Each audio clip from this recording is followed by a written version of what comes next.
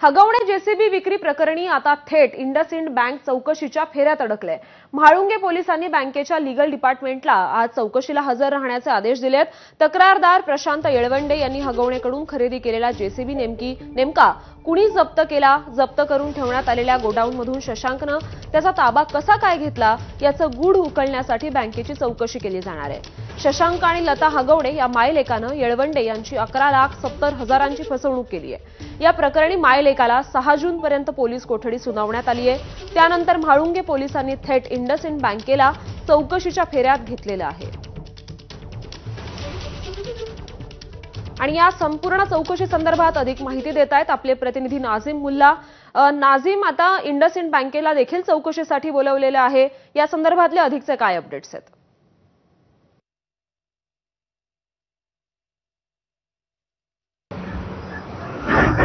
शशांक आणि लता हगवणे या मायलेकाने पुण्यातल्या खेडमधील प्रशांत येळवंडे यांची जीसीबी विक्री प्रकरणी फसवणूक केलेली आहे। 11,70,000 रुपयांची फसवणूक केल्या प्रकरणी शशांक आणि लताला म्हाळुंगे पोलिसांनी बेड्याही ठोकलेत। मात्र आता या प्रकरणी इंडसइंड बँक सुद्धा चौकशीच्या फेऱ्यात आलेली आहे। इंडसइंड बँकेच्या लीगल डिपार्टमेंटला म्हाळुंगे पोलिसांनी नोटीस धाडत आजच चौकशीला हजर राहण्याचे आदेश दिलेले आहेत। आता इंडसइंड बँकेची यात चौकशी का, असा प्रश्न नक्कीच यामुळे उपस्थित झालेला आहे। प्रशांत येळवंडे यांना जो जेसीबी विक्री केलेला होता त्याच्यावरती 19 लाख रुपयांचं कर्ज या इंडसइंड बँकेचं थकीत होतं आणि जेव्हा प्रशांत हाच जेसीबी घेऊन एका कामावरती निघाले होते त्यावेळेला काही अज्ञात त्या ठिकाणी आले आणि त्यांनी प्रशांतकडून हा जेसीबी जो आहे तो जप्त केला आणि एका गोडाऊनमध्ये ठेवून दिला। परंतु कालांतराने हा जेसीबी शशांक हगवणेने आपल्या ताब्यात घेतला। जर बँकेचं कर्ज थकीत होतं तर मग प्रशांतला तातडीनं हा जेसीबी जो आहे तो कसा सुपूर्द करण्यात आला, असा प्रश्न या ठिकाणी उपस्थित झाल्यामुळे पोलीस याच अनुषंगाने तपास करतायत।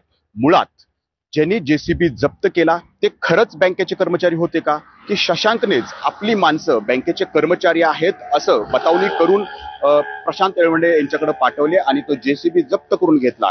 याचंच गूढ उकलण्यासाठी आता पोलिसांचा तपास जो आहे तो या ठिकाणी सुरू झालेला आहे आणि पोलिसांनी काल शशांक आणि लता हगवणे यांची पोलीस कोठडी जी आहे ती 6 जूनपर्यंत या ठिकाणी मिळवलेली आहे आणि त्याचेच पहिला भाग म्हणून या ठिकाणी थेट इंडसइंड बँकेच्या लीगल डिपार्टमेंटला नोटीस धाडत त्यांना चौकशीला बोलवलेलं आहे।